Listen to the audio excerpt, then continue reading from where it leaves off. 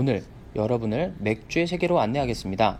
맥주에 대한 기본 지식을 배운 뒤 여러분은 맥주 전문가가 되실 겁니다.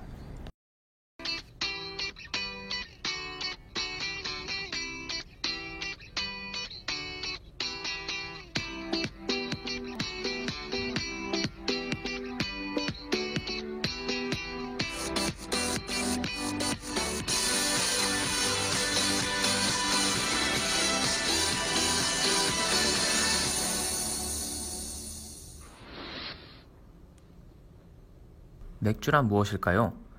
이 질문에 여러분들은 술이라고 대답하시겠죠? 그런데 과연 그것이 전부일까요? 맥주가 무엇인지 영상을 통해 알아봅시다.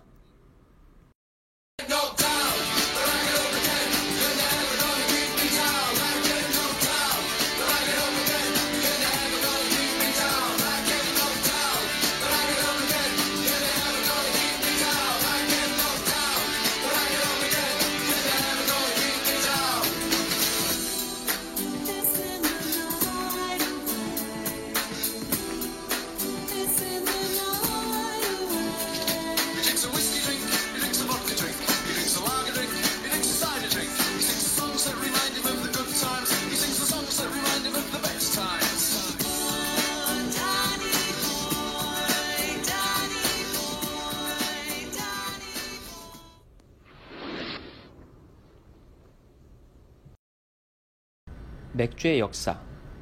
우리에게 즐거움과 행복을 안겨주는 맥주의 시초는 마치 전설과 같습니다. 맥주는 인류 역사상 가장 오래된 술이며 전 세계에서 가장 인기가 많은 음료 중 하나입니다. 맥주에 대한 최초의 기록은 기원전 4000년으로 거슬러 올라갑니다. 이때 고대 메소포타미아의 수메르인들은 대나무 두루마리에 맥주를 카스라고 기록하였습니다. 고대 이집트에서 맥주는 국민 주류로 여겨졌습니다. 피라미드를 건설하는 노예들은 일당으로 빵 서너 쪽, 양파 몇 개, 그리고 맥주 2잔을 받았습니다. 시간이 지나면서 맥주를 만드는 기술도 계속 발전하였습니다. 현대로 오면서는 맥주 제조 과정에 홉이 추가되었습니다. 초기 맥주는 액체로 된 빵이라고 여겨졌으며 주식 중 하나였습니다. 다양한 첨가물이 들어가기도 했는데 이 첨가물 중에는 인간에게 해로운 약초도 있었습니다. 홉이 가장 처음 등장한 것은 기원 후 1000년 독일 브레멘의 한자 동맹에서였습니다. 홉이 들어간 맥주는 맛뿐만 아니라 오랜 시간 보존이 가능했고 항산화 효과도 있었기 때문에 큰 인기를 끌었습니다. 맥주에 홉이 들어가면 맛을 시게 만드는 박테리아의 증식을 막아 수개월 동안 맥주를 저장할 수 있게 됩니다. 이 그림들은 네덜란드의 대화가인 피터 브리겔의 작품입니다. 이 그림들은 당시 북부 유럽에서 홉이 들어간 맥주를 제조했다는 것을 잘 보여주고 있습니다. 그림 속 사람들이 커다란 항아리에 담긴 맥주를 마시고 있는 것을 알아채셨나요? 1516년 4월 13일 바이에른 왕국의 윌리엄 4세는 맥주 순수령을 공표하여 독일에서 맥주를 만들 때 물, 메가보리, 홈만을 사용하도록 했습니다. 그 당시에는 맥주 발효 과정에 사용되는 미생물에 대해 잘 알려지지 않았습니다. 산업혁명비가 되어서야 효모가 맥주 원료로 추가되었으며 이것은 현대 맥주가 법적으로 정의되었음을 의미하기도 합니다. 오늘날 맥주는 누가 발명했을까요? 고대 수메르인들이 발명했습니다.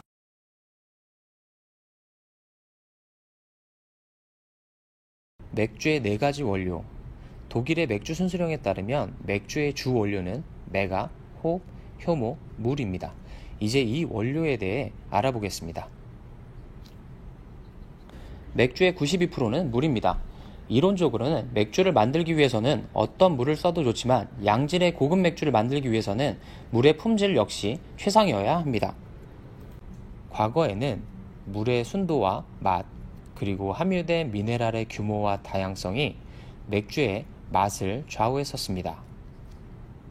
다행히도 과학과 기술의 발전에 힘입어 원하는 맥주의 맛과 스타일에 따라 물의 품질을 변형시키는 것이 가능해졌습니다.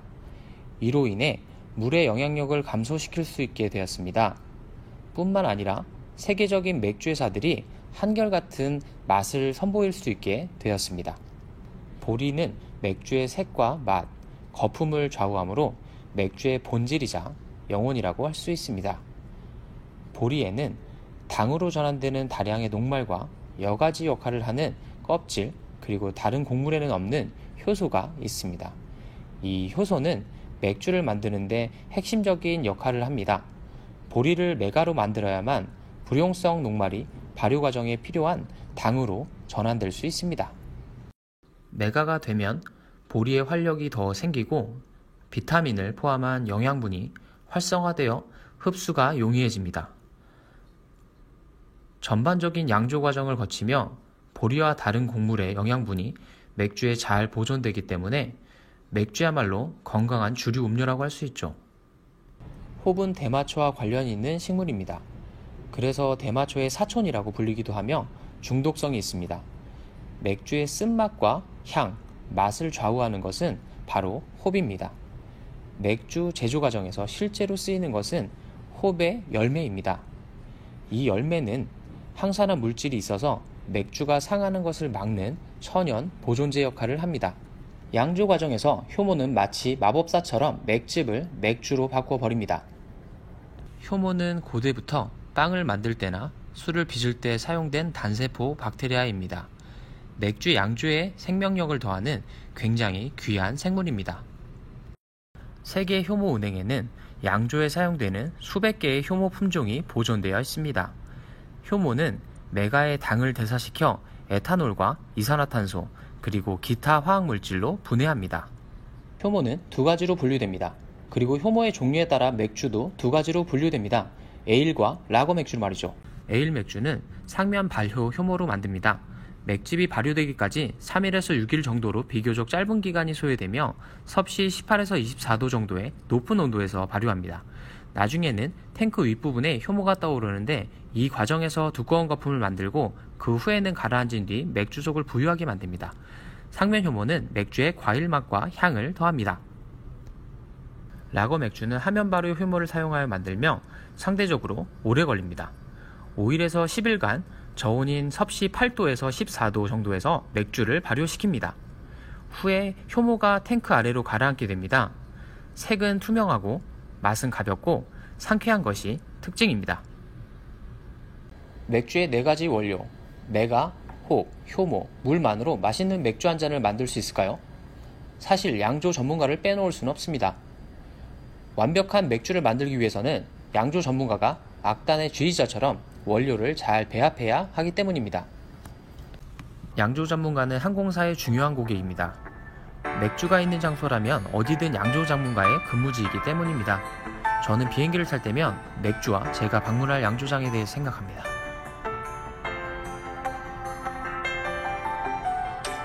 깨끗한 물을 사용하는 것은 훌륭한 맥주를 만드는 데 중요합니다. 메가는 맥주의 본질이자 영혼이며 색을 결정합니다.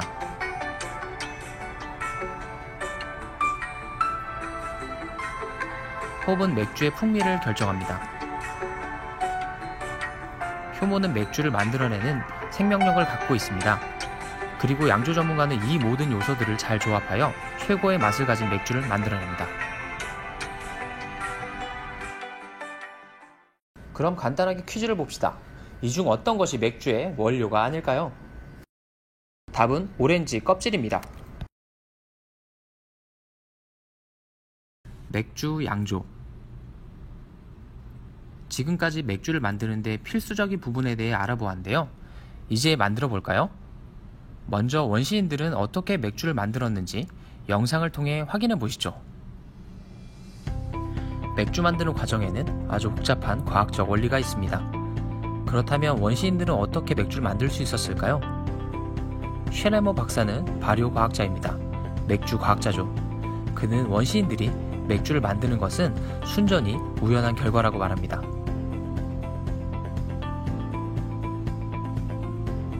만년 전쯤에 원시인들이 야생보리를 채집하고 있었습니다. 그들은 야생보리를 채집통에 넣어놓고 다시 사냥을 나갔죠.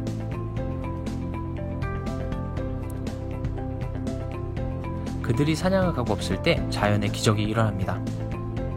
첫째로 비가 내려서 보리를 적십니다. 보리가 자라기 시작합니다. 보리가 자라면서 당을 만들어냅니다. 보리가 자라기 위해선 물이 더 필요합니다. 운이 좋게도 비가 다시 오는군요. 이 정도의 물이면 충분합니다. 비가 충분히 내린다면 이 항아리 이렇게 물이 가득 찰 것입니다. 이제 진짜 마법이 펼쳐집니다. 야생 효모가 보리의 당을 이산화탄소와 알코올로 변화시킵니다. 며칠 뒤 원시인들은 돌아옵니다. 원시인들은 통안을 보고 이상한 거품 덩어리를 발견합니다. 용기 있는 누군가가 먼저 맛을 보는군요. 세상에, 이거 정말 색다른걸? 이것은 정말 우연으로 만들어진 맥주지만 이 발견으로 세상은 완전히 변하게 됩니다. 인류는 300만 년에 이르는 진화의 시간 동안 술의 존재를 발견하지 못하고 있었습니다. 이제 삶이 조금은 더 흥미로워지지 않을까요? 원시인들이 맥주를 만들었던 방법 매우 간단하죠? 하지만 전문적으로 맥주를 양조하는 과정에는 매우 복잡한 8단계가 있습니다. 자세히 살펴보겠습니다. 첫 번째 단계는 제맥 과정입니다. 먼저 보리 알갱이를 물에 담가 싹을 틔웁니다. 보리 속 효소가 싹을 틔우고 성장을 촉진시킵니다. 그 후에는 싹이 난 씨를 구워서 더 이상 자라지 못하게 합니다. 간 메가를 뜨거운 물에 넣고 섞으면 말토덱스트린이 형성됩니다. 이때 물 온도를 높게 유지하는 것이 중요한데요. 녹말의 효소가 활성화되기 위해서는 고온이어야 하기 때문입니다. 담근 과정에서는 당화작용을 하는 녹말의 효소가 중요한 역할을 담당합니다. 알파 아밀라제가 말토덱스트린을 발생시키는데 효모가 이 물질을 분해하지 못하므로 맥주 안에 남게 되며 맥주의 단맛을 냅니다. 베타 아밀라제는 주로 말토오즈를 만들어내며 이 물질은 효모를 통해 알코올과 이산화탄소로 분해됩니다. 그 후에 물 온도를 높이고 당화 과정을 마무리합니다. 직후 최대한 빠르게 여과를 해야 더 투명하고 당분이 많은 맥즙이 탄생됩니다. 펌프를 통해 끓임솥으로 흘러간 투명한 맥즙에 호브를 넣고 끓입니다. 홉 안에 있던 로진 에스터는 섭씨 100도에서 용해되고 분리되어 쓴맛을 냅니다. 맥즙 안에 있던 모든 단백질은 침전되어 바로 여과됩니다. 여과되어 투명한 맥즙은 열 교환기를 통해 냉각 과정을 거치고 효모 활동에 적합한 온도까지 식게 됩니다. 효모를 넣고 발효를 시작합니다. 효모는 마치 작은 화학실험실 같습니다. 효모는 분해하면서 많은 열을 방출하기 때문인데요. 따라서 발효하는 과정에서 온도를 잘 관리해야 합니다. 맥즙 내 발효성 당은 알코올과 이산화탄소로 분해되고 마침내 맥주가 만들어집니다. 발효 마지막 단계에서 맥주를 섭씨 0도까지 식혀야 하는데요.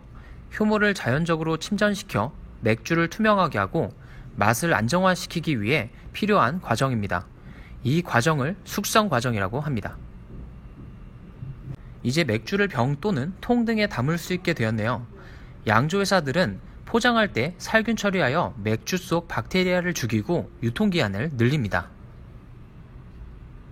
방금 설명드린 양조 과정이 모두 기억나십니까? 맥주는 이렇게 만들어집니다.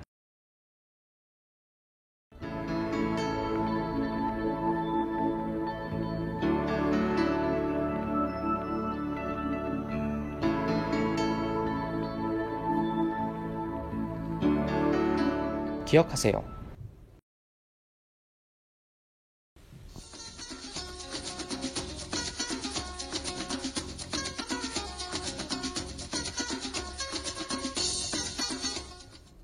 앞서 배운 대로 효모의 종류에 따라 맥주는 에일 또는 라거로 나뉩니다. 이 두 가지 외에도 재료, 제조기술, 전통에 따라 많은 종류의 맥주가 있습니다.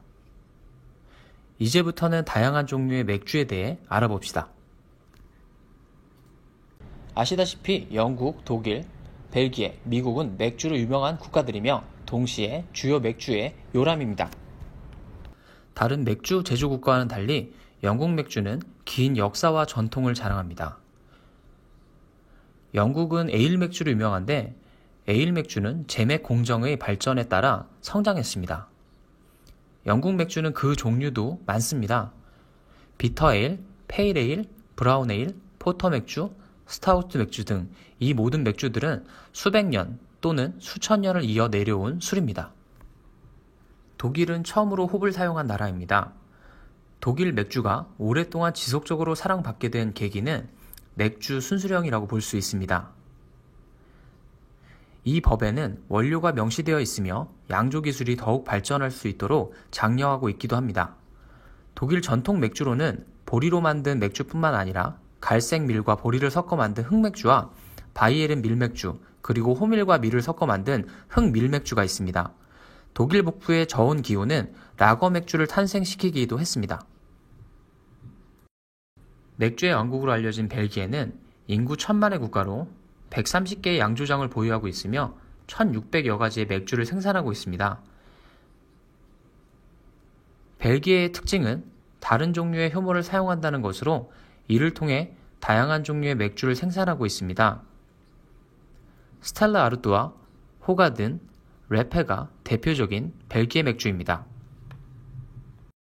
미국은 현대 맥주의 선두주자입니다. 장비와 프로세스의 혁신을 통해 맥주의 대량 생산이 가능해졌으며 지속적으로 전 세계적인 판매고를 높였습니다.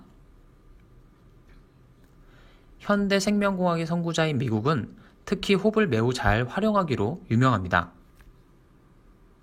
이제 다양한 맥주의 세계에 좀 익숙해지셨나요? 그럼 문제를 내보겠습니다. 이 중 벨기에의 대표적인 밀맥주는 무엇일까요? 맞습니다. 호가든이 벨기에의 대표적인 밀맥주입니다. 맥주잔의 비밀.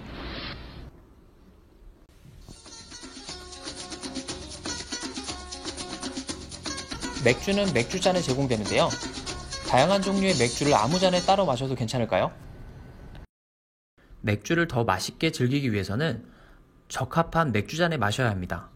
그렇다면 어떤 맥주에 어떤 잔을 사용해야 할까요? 먼저 맥주잔의 종류에 대해 알아보도록 하겠습니다. 이쪽부터 파인트, 필스너, 바이젠, 첼리스, 스니프터입니다. 이 5가지 맥주에 각각 어울리는 맥주잔은 어떤 것일까요? 맞게 고르셨습니까? 보통 구스 아일랜드 IPA는 튤립 파인트, 백스와 같은 독일 필스너는 필스너 잔, 밀맥주인 프란치스카너는 바이젠, 벨기에 페일 에일인 레페는 첼리스,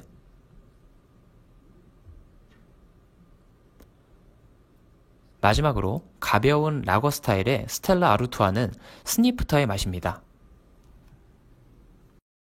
각 스타일에 맞는 맥주잔을 마시면 맥주의 맛을 더 잘 음미할 수 있습니다.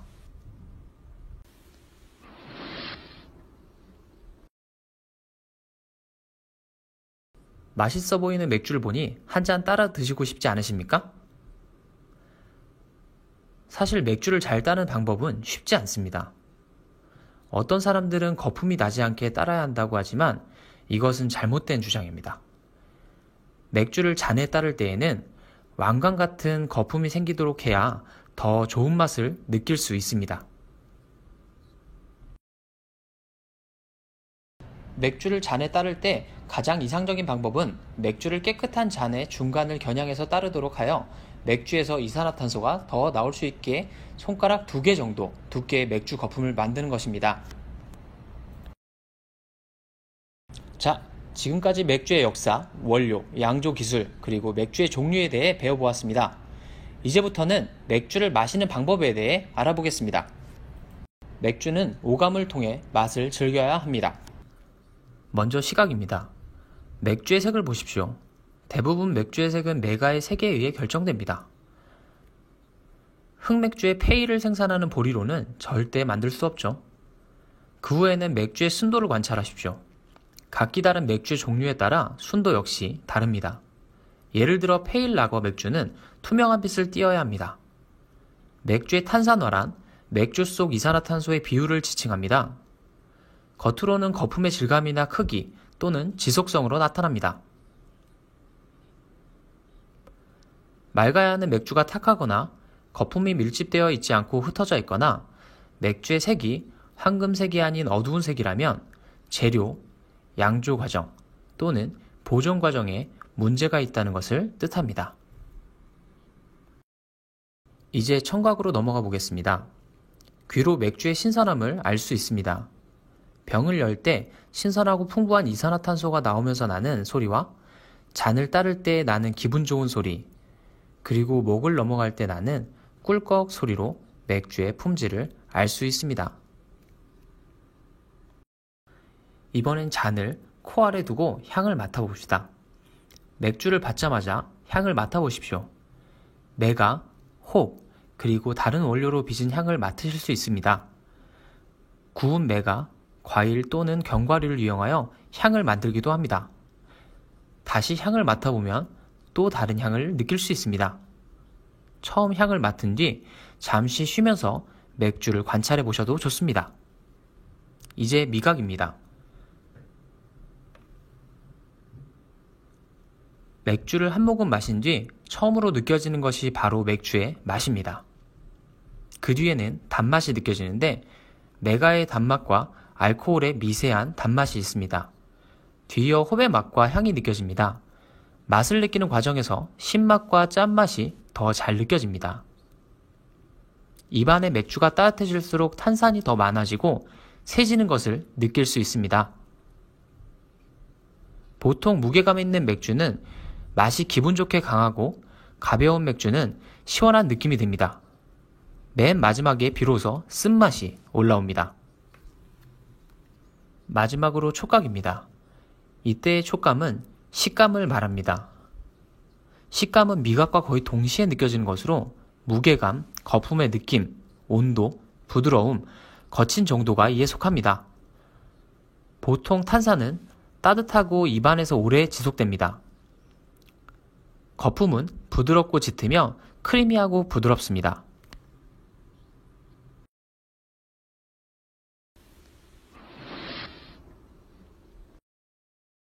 똥배 혹은 맥주배라는 표현이 있습니다. 사람들은 뱃살의 원인이 맥주라고 생각하는데요. 맥주를 자주 마시는 것이 비만의 원인이라고 주장한 것입니다. 과연 사실일까요? 사실 맥주 100ml의 칼로리는 다른 음료보다도 낮습니다. 심지어 보편적으로 건강한 음료라고 알려져 있는 와인보다도 낮습니다. 몇몇 연구 결과에 따르면 건강하지 못한 생활 습관과 식습관으로 인해 지방이 많아지면 그 지방이 배에 쌓인다고 합니다. 시간이 지나면서 이 지방이 복부지방이 되고 흔히 말하는 맥주배가 되는 것입니다. 즉, 맥주의 오명을 씻어보자면 똥배의 원인은 맥주가 아닙니다.